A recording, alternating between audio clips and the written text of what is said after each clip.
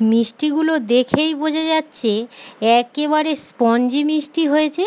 চলুন একটা মিষ্টি কেটে দেখাই কত সহজে দোকানের মতো ক্ষীরের মোহনভোগ মিষ্টি বানিয়েছি।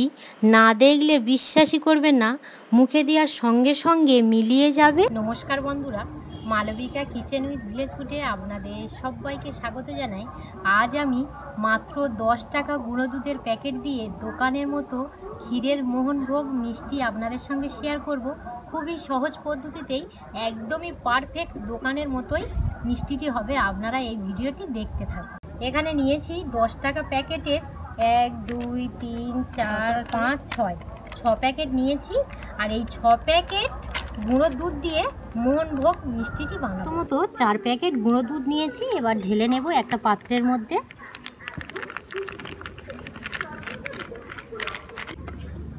এই রকমই চা চামচের 1 চামচ ময়দা দিয়ে দেব, আপনারা আটাও দিতে পারেন।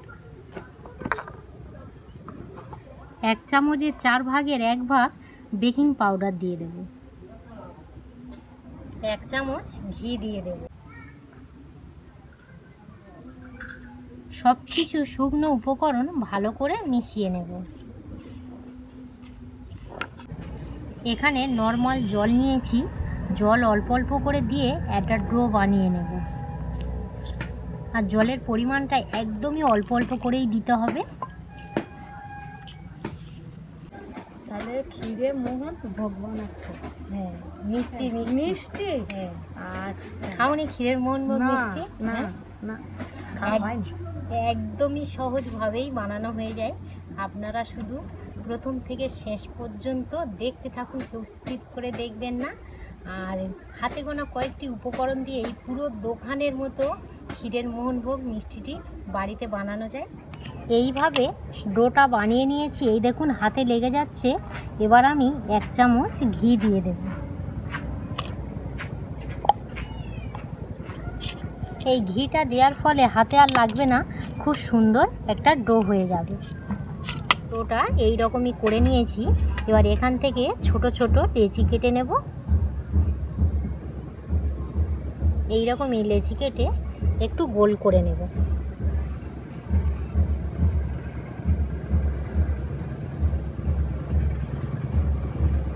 এরকমই শেপে সব বানিয়ে নেব। আর এই যে আমি শেপটা করেছি, তেলেতে ভাজার পর ডবল হয়ে যাবে, তাই আমি ছোট ছোটই শেপগুলো বানিয়ে নিলাম।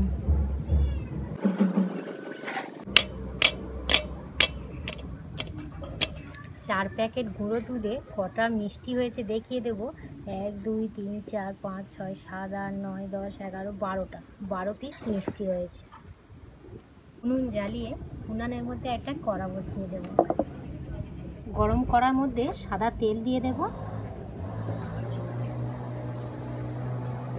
তেলটা কুচমুচে গরম হয়েছে কি একটু হাত দিয়ে দেখে নেব, একদমই হালকা কুচমুচে গরম হয়েছে। এই সময় মিষ্টিগুলো দিয়ে দেব। এই মিষ্টিগুলো একদমই গরম তেলে দেওয়া যাবে না, একদমই হালকা গরম হবে সেই সময় দিয়ে দিতে হবে। হালকা তেলে ভাজতে হবে। হ্যাঁ, মিষ্টিগুলো ভাজার সময় উনুনের আঁচ একদমই লো করেই দিয়ে ভাজতে হবে। আর এই দেখুন মিষ্টিগুলো কড়াই দিয়ে সঙ্গে সঙ্গে খুন্তি দিয়ে নাড়তে যাবেন না, যেহেতু এটা গুঁড়ো দুধের মিষ্টি, কড়ার গায়ে লেগে যেতে পারে বা ভেঙে যেতে পারে। জাস্ট 2 মিনিট হালকা জাল করে নিয়ে এইভাবে কড়াটা এইভাবে একটু নাড়িয়ে দেবেন। দেখুন খুব সুন্দরভাবে কিন্তু মিষ্টিগুলো উল্টে পাল্টে ভালোভাবেই ভাজা হচ্ছে আর হালকা ব্রাউন কালার এসছে। দেখুন কত মিনিট করে হয়েছে, কত দেখো বড় বড় হয়ে হয়েছে। আমি প্রায় 4 মিনিট একদমই লো আঁচে ভেজে নিয়েছি। এইবারে আমি খুন্তি দিয়ে একটু জাস্ট এইভাবে নাড়িয়ে দেব। একদমই আলতো হাতেই এই কাজটা করতে হবে। মিষ্টিগুলো খুব কড়া করে ভাজবো না, খুব কড়া করে ভাজলে কি হয় মিষ্টির মধ্যে একদমই রস ঢুকবে না। এই রকমই হালকা ব্রাউন কালার করেই ভেজে নিয়েছি, এবার তুলে নেব।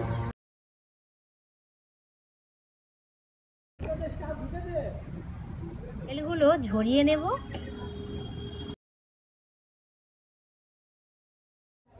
চিনির একটা শিরা বানিয়ে নেব। এখানে আমি এই রকমই বাটি হাফ বাটি চিনি নিয়েছি, হাফ বাটি জল দিয়ে দেবো। যতটা পরিমাণে চিনি নেবেন ততটা পরিমাণে জল দিয়ে দেবেন।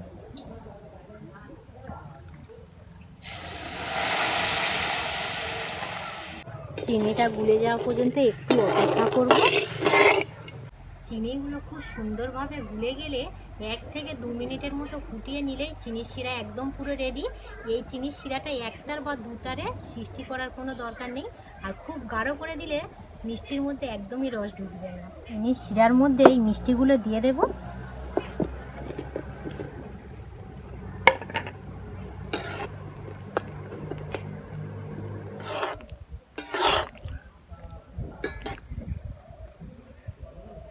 চাপা দিয়ে আধ ঘন্টা এবার রেখে দেব।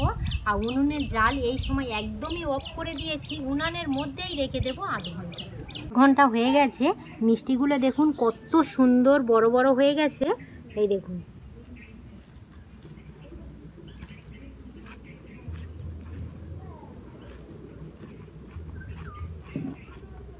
লালমোহন মিষ্টিটা বানিয়েছি, এবারে ক্ষীরটা বানিয়ে নেব। আকাশের ওয়েদার এতটাই খারাপ, খুবই খারাপ। মেঘ করে এসছে, আকাশে বজ্রাঘাত পড়ছে, সুন্দর হয়ে গেল গো।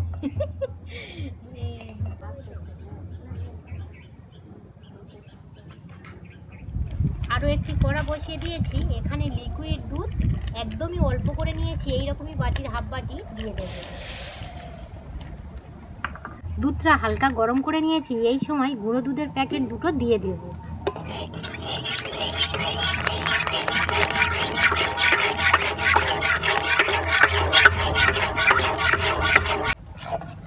এইভাবে জাল দিয়ে দিয়ে একটু শুকিয়ে নেব।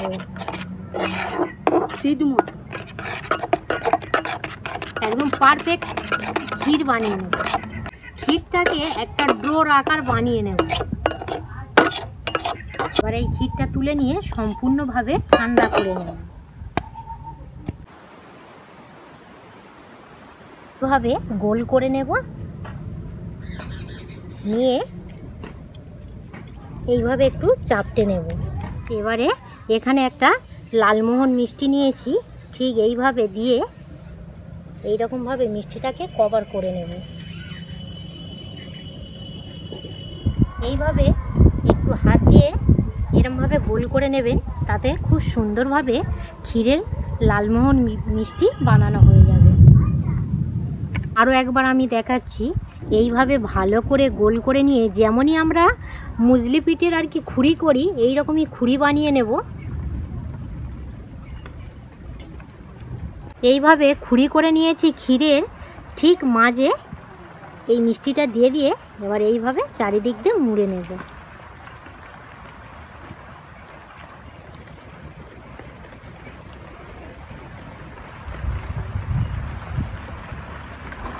দেখুন লাল মিষ্টিটা আর একদম দেখা যাচ্ছে না। ঠিক মুখের কাছে এইভাবে একটু করে দিয়ে এইভাবে হাত দিয়ে গোল করে দিলে খুব সুন্দরভাবে ক্ষীরের লালমোহন ভোগ মিষ্টি রেডি একদম। এখানে সব মিষ্টিগুলো রেডি করে নিয়েছি। এখানে একটা ছুরি নিয়েছি, এবারে মিষ্টিটা কেটে দেখাবো।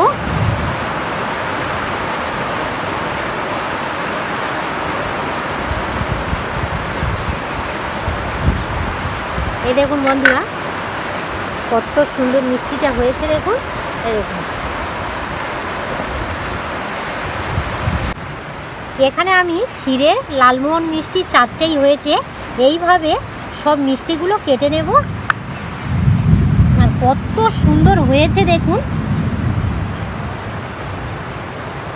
এই লাস্ট মিষ্টি, এটাও কেটে নেব। এই দেখুন,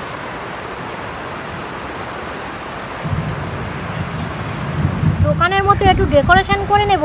এখানে আমি লাল সস একটু দিয়ে দেব।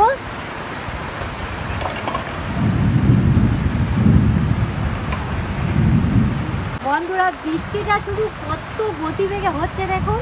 আমাদের রান্নাঘরে ভর্তি হয়ে গেছে। আমাদের রান্নাঘরের পর্যন্ত বৃষ্টি একদম ঢেউ হয়ে গেছে। একদম ঢেউ হয়ে গেছে, বসতে পারছি না। শাড়ি টাড়ি গোটাই ভিজে গেছে। হ্যাঁ দিদি বলো, তোমার দিয়ে দিই, খেয়ে নাও। আর বন্ধুরা, কত সুন্দর হয়েছে দেখুন ক্ষীরের লালমোহন ভোগ মিষ্টি। আপনারা বাড়িতে একবার বানিয়ে খেয়ে দেখবেন। ওর আগে একটা কাটা দেখাবো, কত সুন্দর হয়েছে। আপনারা না দেখলে বিশ্বাসই করতে পারবেন না। এই দেখুন, এই দেখুন রসটা দেখুন। ক্ষীরের লালমোহন মিষ্টি খুবই সুন্দর হয়েছে গো। খুবই সুন্দর, তোমার বলতে লাগবে না, আমি বলে দিলাম। মিষ্টিটা খাচ্ছি যখনই এই যে গালের ভিতর আর কি হিটটা পড়ছে, অসম্ভব মজার লাগছে।